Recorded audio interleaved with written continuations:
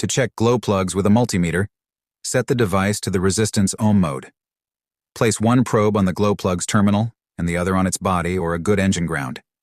A functional glow plug should typically have a resistance between 0.5 and 2 ohms. A reading of infinite resistance, OL, indicates an open circuit, meaning the glow plug is faulty and needs replacement.